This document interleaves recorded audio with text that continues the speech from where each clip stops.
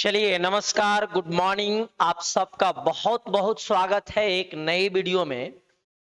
और आज के इस वीडियो में हम लोग करने वाले हैं राकेश यादव सर का जो 9700 करके मैथ का बुक है उसके नंबर सिस्टम का 1 से लेकर के 15 नंबर तक के सवाल का सॉल्यूशन। आज से इस सीरीज में हम लोग एक नंबर सिस्टम के साथ लेकर के चल रहे हैं। एक दिन एरिथमेटिक का वीडियो आएगी और एक दिन नंबर सिस्टम का वीडियो आएगी। एरिथमेटिक में हमने परसेंटेज स्टार्ट किया है और नंबर सिस्टम का भी वीडियो साथ में लेकर के चल रहे हैं क्योंकि कुछ बच्चों का डिमांड था कि सर नंबर सिस्टम के साथ में करा दीजिए। तो आज के वीडियो में हम लोग 15 सवाल करेंगे नंबर 1 से लेकर के नंबर 15 तक। तो आप आराम से शुरू से लेकर के अंत तक वीडियो को देखने का प्रयास करिए और जितना जो क्वेरी हो, कुछ प्रॉब्लम हो तो आप हमें कमेंट में जरूर बताएं ताकि हम उसी के अनुसार आगे एक्शन लेकर के हम आपको बेहतर सेवा दे सके। तो आइए शुरुआत करते हैं पहला नंबर सवाल से। देखिए पहला नंबर सवाल में 4 भिन्न दे रखी और कहा गया है कि इन चारों भिन्न में निम्न में से कौन सा भिन्न छोटी संख्या है, छोटा भिन्न है। कभी भी 2 भिन्न दे दे या फिर 2 से ज्यादा भिन्न दे दे और कहता है कि बताएं इनमें छोटी भिन्न कौन है और बड़ी भिन्न कौन है, तो उसको जांचने का सिंपल फंडा होता है कि आप क्रॉस मल्टीप्लाई की तरह गुना करिए। जैसे यदि मानकर चलो कि P बटा Q और एक M बटा N 2 भिन्न है और दोनों में डिसाइड करना है कि कौन छोटी है और कौन बड़ी है, तो डिसाइड करने का नियम है बाबू कि इसको यहां गुना कर दो तो ये बन जाएगा Pn और इसको यहां गुना कर दो तो ये बन जाएगा Qn। यदि Pm छोटा आया है, Pn छोटा है, इस तरफ डाटा छोटा आई, इसका मतलब इस तरफ का भिन्न छोटा होगा और इस तरफ डाटा बड़ी आई, इसका मतलब इस तरफ का भिन्न क्या है, बड़ा है भाई। तो जिधर बड़ी डाटा आएगा उधर बड़ा भिन्न कहलाएगा और जिधर छोटा डाटा आएगा वो छोटा भिन्न कहलाएगा। तो अब यदि हम इसमें डिसाइड करते हैं तो पहले इन दोनों में आप देखिए तो 9 सत्ते 63 और 6 सत्ते 42, तो इधर 63 आ रहा है, इधर 42 आ रहा है, तो 63 को काट दीजिए क्योंकि हमको निकालना है कौन सा भिन्न बाबू, छोटा भिन्न निकालना है, यानी ये वाला आंसर नहीं होगा। अब इन दोनों भिन्न में जरा जांचिए, 5 सत्ते 35 और 9 चौके 36, तो इधर से 35 और इधर से 36, तो ये वाला भिन्न कट जाएगा क्योंकि हमको निकालना है कौन भिन्न बाबू, छोटी। अब इन दोनों में देखिए तो 7 सत्ते 49 और 9 पंचे 45, इधर 49 इधर 45, तो ये बड़ा है, बड़ा का काट दीजिए, तो छोटा भिन्न 5/7 है जो कि आंसर ऑप्शन नंबर कौन भाई, डी नंबर आता है। कोई दिक्कत है? ये नियम आप सारे फ्रैक्शन में लगा सकते हैं, सभी भिन्न में आप लगा सकते हैं। एक नियम और होता है कि यदि अंश और हर के बीच का अंतर समान चलता है, अंतर समान रहता है सब में, तो जिसका अंश बड़ा होता है वो भिन्न बड़ा कहलाता है और जिसका अंश छोटा रहता है वो भिन्न छोटा कहलाता है। जैसे हम एग्जाम्पल के माध्यम से समझाने का प्रयास करते हैं, 3/5, 9/11, 5/7 और 17/19। यदि हमें इस भिन्न में बड़ा भिन्न और छोटा भिन्न जांचना है, मान के चलो छोटा भिन्न निकालना है, तो इस भिन्न में वैसे क्रॉस मल्टीप्लाई से गुना करने की कोई जरूरत नहीं है क्योंकि ये जो 4 भिन्न अभी देख रहे हैं इसमें एक बात कॉमन है कि सब भिन्न का अंतर जो चल रहा है वो बराबर चल रहा है। यदि सब भिन्न का अंतर बराबर होना तो जिसका अंश बड़ा रहेगा वो भिन्न बड़ा कहलाएगा और जिसका अंश छोटा होगा वो भिन्न छोटा कहलाएगा। तो अभी देख लीजिए अंतर सब में 2 का, अंतर सब में 2 का है, तो छोटा भिन्न वाला छोटा अंश वाला छोटा भिन्न और बड़ी अंश वाला बड़ा भिन्न, ये हो जाएगा बड़ी भिन्न बाबू, बड़ी भिन्न। लेकिन ये नियम कब लगता है मेरे भाई, ये नियम तब ही लगेगा जब अंश और हर के बीच का अंतर सब में बराबर चल रहा होगा। यदि अंश और हर के बीच में सब में बराबर नहीं चल रहा होगा तो आपको सबको क्रॉस मल्टीप्लाई करके पारा पारी से देखना होगा कि कौन सा भिन्न बड़ी बन रहा है और कौन सा भिन्न छोटी बन रहा है। आइए सवाल नंबर 2 की तरफ बढ़ते हैं। अच्छा, 2 नंबर में भी वैसे ही 4 भिन्न दिया है और कहता है कि कौन सा भिन्न छोटी है, तो सेम सवाल है, आप खुद से बना लीजिएगा। सवाल नंबर 3 की तरफ बढ़ते हैं। कहता है कि यदि किसी संख्या को 899 से डिवाइड किया जाए तो शेषफल 63 आता है, तो यदि उसी संख्या को 29 से भाग देते हैं तो नया शेषफल क्या होगा। देखिए, कोई एक नंबर है और उसको 899 से डिवाइड किया तो एक सर्टेन रिमाइंडर बचा है, और वो रिमाइंडर कितना है भाई, 63 है। अब कहता है कि वही उस नंबर को यदि मैं 29 से भाग लगाता हूं तो शेषफल क्या बचेगा।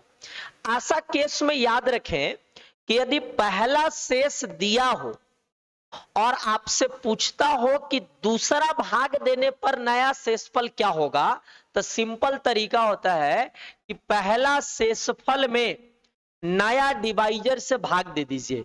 यानी कहने का मतलब मेरे भाई कि डायरेक्ट 63 में 29 से डिवाइड कर लीजिए, रिमाइंडर प्राप्त हो जाएगा 29 दूना 58, 58 से ही 5 ज्यादा है तो रिमाइंडर कितना बचेगा, 5।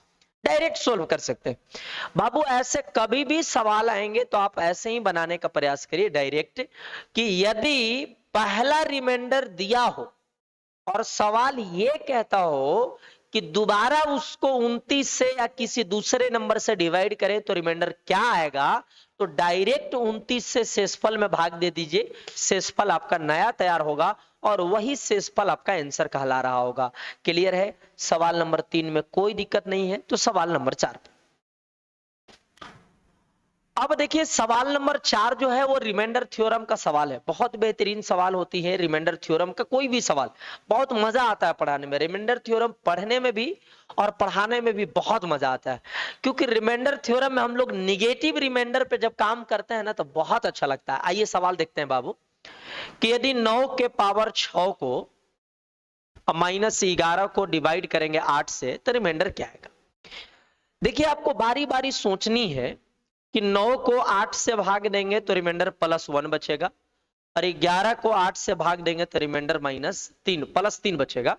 तो ये हो जाएगा +1 के पावर 6 तो 1, और माइनस प्लस -3, और 1 - 3 करेंगे तो रिमाइंडर आएगा -2। -2 देखिए टेक्निकली सही है, लेकिन ऑप्शन के अनुसार सही नहीं है। टेक्निकली यदि आप -2 रिमाइंडर बोलते हैं तो कोई गलत नहीं काट सकता, लेकिन चूंकि हमें गलत कटवानी नहीं है, हमें 4 ऑप्शन दी रहती है और उस ऑप्शन में डिसाइड करनी होती है कि कौन सा ऑप्शन सही है और कौन सा ऑप्शन गलत है। तो भाई कभी भी निगेटिव रिमाइंडर आ जाए, कभी भी निगेटिव रिमाइंडर आ जाए और आपको पॉजिटिव में कन्वर्ट करना हो, तो नियम होता है नीचे वाले नंबर में से निगेटिव रिमाइंडर को घटा दीजिए। यानी बाबू 8 में से आप 2 को घटा दीजिए तो पॉजिटिव रिमाइंडर कितना हो जाएगा, बोलिए 6। ऑप्शन नंबर ए सवाल का आंसर है। तो कभी भी रिमाइंडर थ्योरम के सवाल का सॉल्यूशन करें और सॉल्यूशन करने के दौरान निगेटिव रिमाइंडर आ जाए तो उसको पॉजिटिव लाने का नियम क्या होता है, भाजक माइनस निगेटिव रिमाइंडर, भाजक माइनस निगेटिव रिमाइंडर। तो भाजक हमारा 8 था, 8 माइनस निगेटिव रिमाइंडर करेंगे तो पॉजिटिव रिमाइंडर 6 आ जाएगा। अब सवाल नंबर आ जाइए बाबू 5। सवाल नंबर 5 कहता है कि 49 के पावर 15 -1 को किस संख्या से पूर्णतः विभाजित है। एक नियम आपको पता होना चाहिए कि यदि एक फार्मूला आपको अलजेब्रा का पता है, a cube minus b cube, a cube minus b cube होता है a minus b into a square plus a b plus b square. ठीक है भाई, ये नियम होता है। कहने का मतलब बाबू कि यदि ए के पावर एन हो और बी के पावर एन हो और बीच में माइनस, ए के पावर एन हो और बी के पावर एन हो और बीच में माइनस हो, तो ये नंबर हमेशा डिवाइड होता है किससे, ए माइनस बी से, हमेशा डिवाइड होगा ए माइनस बी से। तो अभी जो सवाल दिया गया है वो दिया गया है 49 के पावर 15 और -1। आप कहेंगे कि दोनों में सर पावर इक्वल कहां है, एक में पावर 15 दिख रहा है और एक में पावर 1 दिख रहा है। भाई एक बात बताओ, यदि मैं 1 के पावर 15 कर दूं तो कोई दिक्कत है सवाल में, कोई दिक्कत नहीं है। अब यहां देखिए ये बन गया a के पावर n माइनस b के पावर n, मतलब पावर दोनों में सेम हो गई। पावर यदि दोनों में सेम हो गई और बीच में माइनस है तो ये नंबर हमेशा डिवाइड होगा a माइनस बी से। a माइनस बी बोले तो 49-1 यानी किससे डिवाइड होगा, 48 से डिवाइड होगा। यानी ये वाला डिजिट, ये वाला इक्वेशन, ये वाली संख्या 48 से कंप्लीटली डिवाइड हो जाएगा। लेकिन दिक्कत इस बात का है कि ऑप्शन में 48 दिया नहीं है। तो ऑप्शन में 48 नहीं दिया है तो आप ये देखिए कि क्या कोई ऑप्शन में ऐसा है जो 48 को काट पा रहा है। तो आप कहेंगे कि बिल्कुल है सर, 48 को काटने वाला नंबर कौन है भाई, 8 है। यानी हमारा आंसर 8 हो रहा होगा। मतलब जो नंबर 48 से कटेगा वो नंबर 8 से भी कट रहा होगा। मतलब कोई जरूरी नहीं है कि 8 ही ऑप्शन में हो, 48 से कोई नंबर डिवाइड है, इसका मतलब है कि 48 के छोटे छोटे जितने भी फैक्टर होते हैं वो सब फैक्टर से भी वो नंबर कट जाएगा। मतलब 48 का छोटा छोटा फैक्टर कौन कौन होगा बताओ, 1 होगा, 2 होगा, 3 होगा, 4 होगा, 6 होगा, 8 होगा, 12 होगा, 16 होगा और 24 होगा। तो इतनी सारे नंबर से ही ये कटेगा। लेकिन कोई ना कोई एक ही ऑप्शन में रहेगा। कभी ये मत सोचिएगा कि सर 2 ऑप्शन में रहेंगे तो कैसे हो जाएंगे, 2 ऑप्शन हो ही नहीं सकते हैं। एक बेटा का 2 बाप कैसे हो सकता है, डीएनए तो एक ही हो सकती ना। तो ऑप्शन भी कोई ना कोई एक ही डिसाइड कराएगा। अब जो भी ऑप्शन में देना चाहे वो सवाल वाला एग्जामिनर आपके सामने रख सकता है। सवाल नंबर नेक्स्ट की तरफ बढ़ते हैं। कहता है कि यदि ये नंबर 9 से विभाजित है तो x का मान कितने होंगे वो आपको बताना है। अब 9 से विभाजिता का क्या नियम होता है, टेस्ट ऑफ डिविजिबिलिटी में हम लोग पढ़ते हैं कि यदि किसी संख्या के डिजिट को जोड़ दिया जाए और जोड़ने पर यदि वो संख्या 9 से डिवाइड हो गया, इसका मतलब है कि कंप्लीट नंबर आपका 9 से डिवाइड हो जाएगा। सेम प्रोसेस 3 में भी होता है कि यदि उस संख्या के डिजिट को जोड़ दें और डिजिट जोड़ने पर यदि 3 से डिवाइड हो गया, इसका मतलब है कि वो संख्या 3 से कंप्लीटली डिवाइड हो जाएगा। तो अभी सवाल 9 वाला है तो डिजिट के सम किया जाए, डिजिट को जोड़ा जाए। तो डिजिट जोड़ेंगे तो 5 4 9, 9 3 12, 12 2 14, 14 और 7 21 और प्लस x। और ये नंबर डिवाइड किससे होना चाहिए भाई, 9 से डिवाइड होना चाहिए। यदि मैं x के जगह पर कुछ ना सोचूं, 21 और 6 27 होता है और 27 9 से कंप्लीटली डिवाइड हो जाता है। यानी हम कह सकते हैं कि x का मान कितना रखने की पॉसिबिलिटीज है, 6, जो कि ऑप्शन नंबर कौन हो जाएगा, सी हो जाएगा। 9 से और 3 से दोनों का डिविजिबिलिटी नियम सेम होता है कि डिजिट के सम करके देखा जाए, यदि वो 9 से कट गया तो कंप्लीट संख्या 9 से डिवाइड हो जाएगा, और यदि वो 3 से कट गया इसका मतलब कंप्लीट संख्या 3 से भी कट जाएगा। बाबू क्लियर है। नेक्स्ट आइए सवाल नंबर 6। कहता है कि एक टैंक का 1/4 भाग 135 लीटर पानी धारण करता है। यदि 180 लीटर धारण किया हो तो कितना भाग रहा होगा वो आपको बताना है। भाई देखो, कोई एक टंकी है और उस टंकी का 1/4 भाग भरा हुआ है, 1/4 भाग भरा हुआ है, तो 135 लीटर पानी के बराबर हो रहा है। तो हम लिख सकते हैं कि टोटल क्वांटिटी यदि x है, टोटल क्वांटिटी यदि x है तो टोटल क्वांटिटी का 1/4 भाग का जो मान है वो 135 लीटर के बराबर है। क्रॉस मल्टीप्लाई करेंगे तो x का मान आ जाएगा 540 लीटर। यानी सवाल में हमसे यदि ये पूछा जाता कि बताइए उस टंकी की ओरिजिनल कैपेसिटी क्या है, ओरिजिनल क्षमता क्या है, टोटल आयतन कितना है, तो उसको बोलते कि 540 लीटर का आयतन।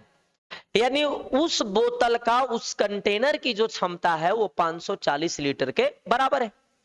अब कहता है कि यदि वो कंटेनर में 180 लीटर पानी डाला हो तो कितना भाग डाला हुआ रहेगा। तो आप ये कहिएगा कि 180 लीटर डाला गया है टोटल 540 में, तो कैवा भाग डाला हुआ है, तो आप कहेंगे 18 या 54, यानी 1/3 भाग डाला हुआ है। ऑप्शन नंबर कौन हो जाएगा? Option number C. मतलब 180 लीटर पे कितना भाग क्वांटिटी होगा? तो 180 बटा टोटल क्वांटिटी 540 बाबू। क्लियर है? सवाल में कोई दिक्कत नहीं है। नेक्स्ट आ जाइए,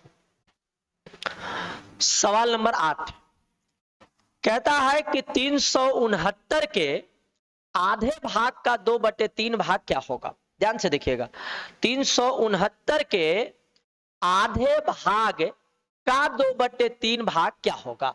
तो 369 का आधे भाग, आधा बोले तो 1/2 का 2/3 भाग क्या होगा? पहले तो इसका करना है आधा, और उसका 2/3 का मतलब गुना हो जाता है। अब ये 2 से 2 कट जाएगा, 3 से इसको काटते हैं तो 123 के बराबर हो जाएगा। ऑप्शन नंबर कौन? ए नंबर। मतलब 8 नंबर सवाल में कोई खास दम नहीं था, नॉर्मल सवाल था, सारे बच्चे बना लिए होंगे, है ना। नेक्स्ट आइए, सवाल नंबर 9 किसी संख्या का 1/5 उसी संख्या से 10 अधिक है, उसी संख्या के 1/7 से 1/7 से 10 अधिक है, तो वह संख्या क्या होगा? देखिए भाई, कोई एक नंबर है और उसका 2 भाग निकाली गई है, 1 भाग 1/5 और 1 भाग 1/7। सवाल ध्यान से सुनिएगा कि कोई एक नंबर माने x और इस नंबर का 1/5 भाग और उसी नंबर का 1/7 भाग, यानी इससे 10 अधिक है, मतलब दोनों में जो अंतर बनेगा वो 10 का बनेगा।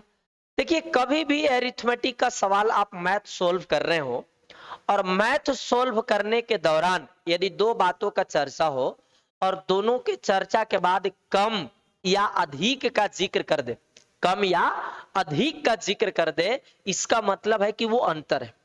अभी सवाल कहा था कि 1/5 भाग का रिजल्ट और 1/7 भाग का रिजल्ट से 10 अधिक है, मतलब इन दोनों इंफॉर्मेशन में जो अंतर बनेगा वो कितना का बनेगा? 10 का बनेगा। एलसीएम यहां से 10 ले लेते हैं, सॉरी 35 ले लेते हैं, तो 7x और 5x घटाएंगे तो 2x आ जाएगा, बराबर में 10। अब 2 पंचे 10 करते हैं, क्रॉस मल्टीप्लाई करेंगे तो x का मान आ जाएगा 17 दूना 34 और 5 5, सही से गुना किया है। एक नंबर 35 गुने 5 करेंगे तो 175 आएगा। ऑप्शन नंबर कौन? ऑप्शन नंबर सी।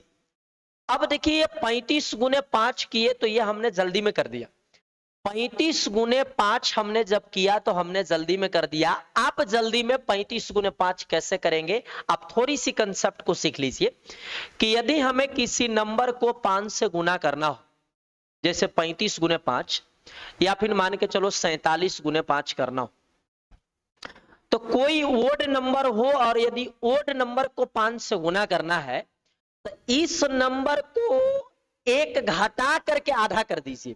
तो 35 के 1 घटाएंगे तो 34 और 34 के आधा करेंगे तो 17 और 5 चिपका दीजिए 175।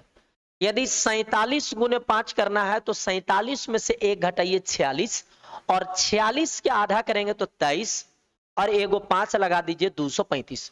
तो किसी भी ओड नंबर को, जैसे मान के चलो कि 843 गुने 5 करना है, तो 843 का 1 घटाएंगे तो 842 आएगा और 842 के आधा करेंगे तो 421 आएगा और इकाई अंक 5 बैठा दीजिए, 42 15 इसको गुना करने पे आएगा।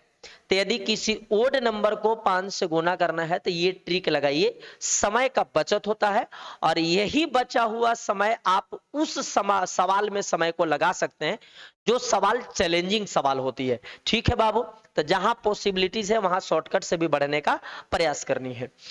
आइए सवाल नंबर 10 की तरफ बढ़ते हैं कि एक कक्षा में 3/5 भाग लड़कियां हैं तथा शेष लड़के।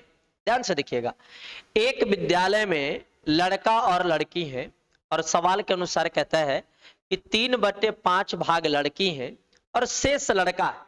शेष का मतलब होता है कि 5 में से 3 घटा दीजिए, तो 5 में से 3 घटाएंगे तो आ जाएगा 2/5, यानी 2/5 लड़के हैं और 3/5 लड़कियां हैं, ऐसा सवाल में बोली गई है।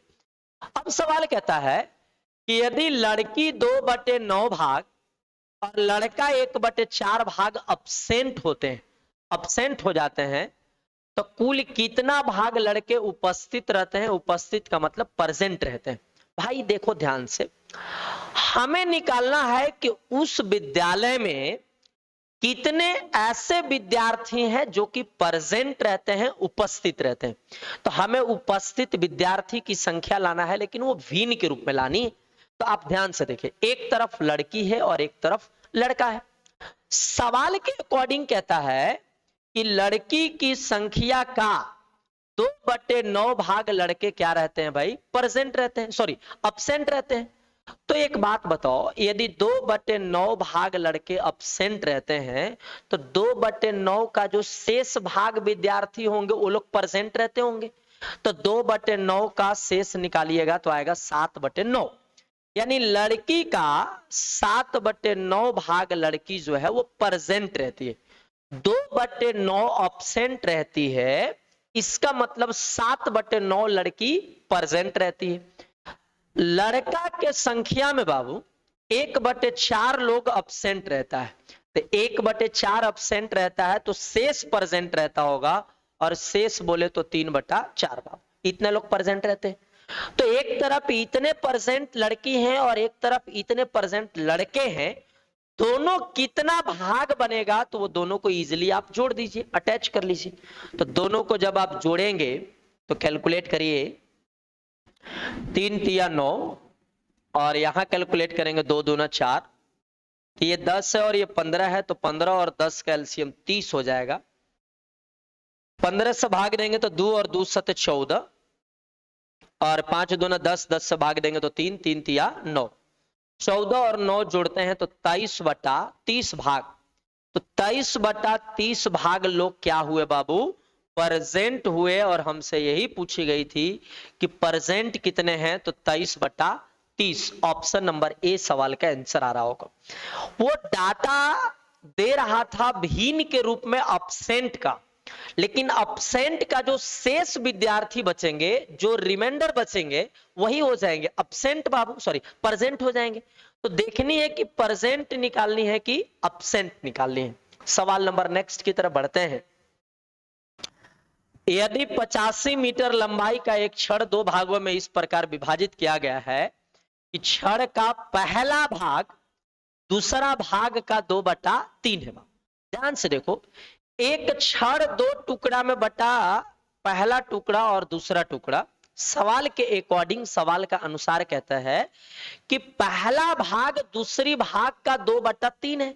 2/3 का अनुपातिक मान हो जाएगा 2:3 का। 2/3 का रेशियो वैल्यू बन जाएगा 2:3 का। पहला भाग पहले चर्चा है तो पहला पहले रख दिए, दूसरा भाग बाद में चर्चा है तो दूसरा को बाद में रख दिए। अच्छा, टोटल कै मीटर लंबा दिया है छड़ बाबू? 85 मीटर। और टोटल यहां से जोड़ेंगे तो 2 यूनिट और 3 यूनिट, 5 यूनिट बनेगा। तो 5 यूनिट के मान यदि 85 लिखते हैं तो 1 यूनिट के मान 17 मीटर हो जाएगा, और 1 यूनिट के मान 17, तो 3 यूनिट के मान 17 तिया 51 मीटर सवाल का आंसर होगा। और यही पूछ रहा था कि बड़ा भाग कितना मीटर होगा, तो 51। ऑप्शन नंबर डी सवाल का आंसर आ रहा होगा। कभी भी ऐसा भिन्न के रूप में डाटा देता है तो उसको आप अनुपात के रूप में बैठा लीजिए। जिसकी चर्चा पहले है उसको पहले रख दीजिए, और जिसकी चर्चा बाद में है उसको बाद में रख लीजिए। रेशियो के अकॉर्डिंग डायरेक्ट बैठाने का प्रयास करिए।